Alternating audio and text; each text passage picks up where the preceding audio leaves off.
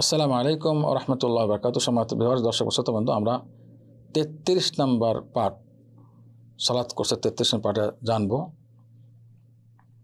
মসজিদে সালাতের ফজিলত কি, এই পয়েন্টটি, এবং জামাত কোথায় আদা করা হবে, কোথায় বেশি উত্তম, এই বিষয়গুলো আলোচনা করব।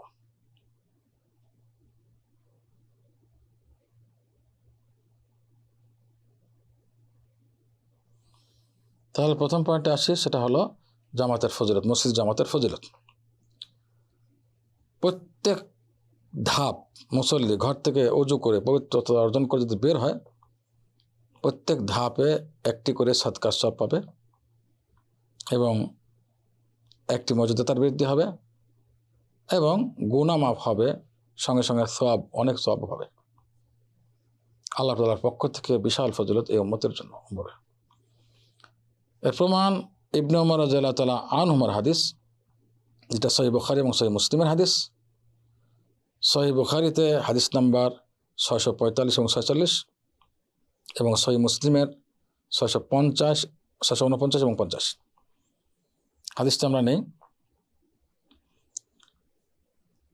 ইবনে ওমর রাদিয়াল্লাহু তাআলা আনহুমা থেকে বর্ণিত, রাসূলুল্লাহ সাল্লাল্লাহু আলাইহি ওয়াসাল্লাম বলেন যে জামাতের সালাত একা সালাতের চেয়ে 27 গুণ মর্যাদার দিক থেকে বেশি। অর্থাৎ জামাতের সালাত আদায় করলে একা সালাত আদায়ের চেয়ে 27 গুণ সওয়াব বেশি পাওয়া যাবে। অন্য শব্দ এসেছে যে 25 গুণ বেশি। দুটো হাদিসই সহিহ, 27 এবং 25 দুটোই হাদিস সহিহ বুখারী এবং সহিহ মুসলিমের। 27 গুণ এবং 25 গুণ দুটো হাদিসই সহিহ। প্রশ্ন আসতে পারে, তাহলে বেশ কম কেন?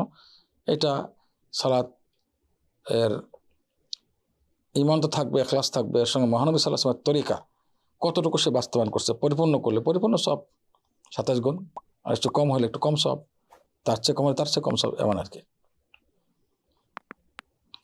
আরেকটা হাদিস, এটা সহিহ মুসলিমের হাদিস, সহিহ মুসলিমের হাদিস নাম্বার 666। হাদিসটি আবু হুরায়রা রাদিয়াল্লাহু তাআলা আনহু থেকে বর্ণিত।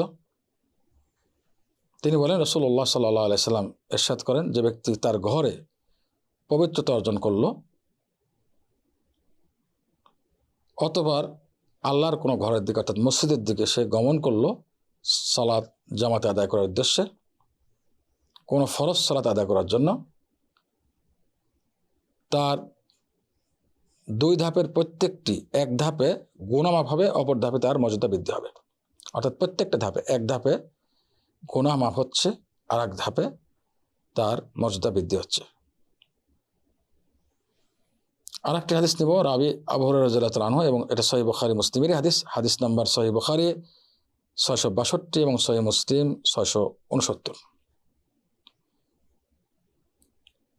আবু হুরায়রা রাদিয়াল্লাহু তাআলা থেকে বর্ণিত, নবী সাল্লাল্লাহু আলাইহি সাল্লাম ইরশাদ করেন যে প্রত্যেকটি অঙ্গের জোড়া যেগুলো আছে মানুষের, অন্য হাদিস আছে 360টি জোড়া, এই যে জোড়াগুলো আছে শরীরের প্রত্যেকটি অঙ্গের, মানুষের প্রত্যেকটি জোড়ায় প্রতিদিন সদকা করতে হবে। সূর্য যে সমস্ত দিনে সূর্য উঠবে, অর্থাৎ প্রত্যেক দিন সকালে। মহানবী সাল্লাল্লাহু আলাইহি ওয়াসাল্লামের পরে উদাহরণ দিয়েছেন কোন কোন কাজ সদকা হয়। তিনি বলেন যে দুই ব্যক্তির মাঝে ইনসাফ কায়েম করে দিলে এটা সদকা, কোনো ব্যক্তিকে তার যানবাহন ওঠায় সাহায্য করলে এটাও সদকা, তার মাল এবং সামান উঠিয়ে দিলে এটাও সদকা, অথবা তার মাল সামান যানবাহন থেকে নামিয়ে নিচে তার আয়ত্তে নাগালে করে দিলে এটাও সদকা। ভালো কথা, যে কোনো ভালো কথা, উপকারী কথা দুনিয়া এবং আখিরাতের, এটাও সদকা। প্রত্যেক ধাপ যা মসজিদের দিকে যাচ্ছে সালাতের জন্য, প্রত্যেকটি সদকা। তার মানে কি, গুনাহ মাফ হলো এক ধাপে সদকা এবং মর্যাদা বৃদ্ধি হলো সদকা। রাস্তা থেকে কষ্টকর জিনিস হটিয়ে দাও, এটাও সদকা। কিছু উদাহরণ আল্লাহ সাল্লাল্লাহু আলাইহি ওয়াসাল্লাম দিয়েছেন, আরও উদাহরণ রয়েছে। এই হাদিসটি সহিহ বুখারী মুসলিমে, সহিহ বুখারী হাদিস নাম্বার 2989 এবং সহিহ মুসলিমের 1009। আমরা এবার আর একটি পয়েন্টে আসবো। হ্যাঁ, সে পয়েন্টটি হলো যে জামাত কোথায় আদায় করতে হবে। সবচেয়ে বেশি সওয়াব কোথায় হবে? মুসলিমদের জন্য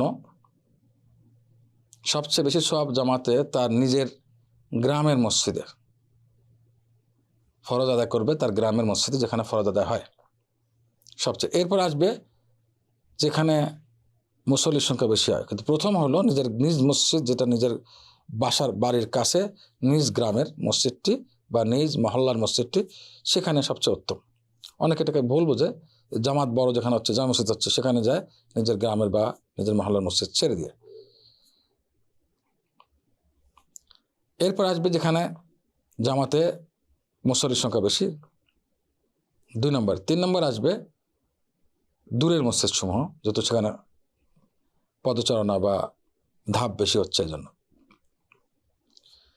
তবে এইসব ব্যাপারে ব্যতিক্রম হলো 3টে মসজিদ, সেটা হলো হারাম শরীফের মক্কার মসজিদ, মসজিদে নববী এবং মসজিদে আকসা, যেটা নাকি বাইতুল মাকদিস ফিলিস্তিনের।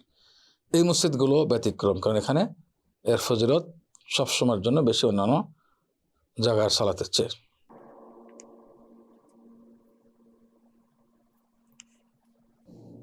যারা সীমান্তে পাহারা আছে, একটি মাসালা,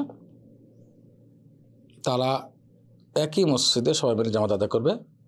যদি দুশ্মনের ভয় দেখা যায়, যে দুশ্মনের ভয় আছে, তো আলাদা আলাদা না হয় বিভিন্ন জায়গাতে সালাত আদায় না করে একই মসজিদে একই স্থানে করবে, একই মসজিদে সবাই একত্রিত হয়ে আদায় করবে, যেন দুশ্মনরা তাদেরকে হামলা করার সুযোগ না পায়, সেটা খেয়াল করে।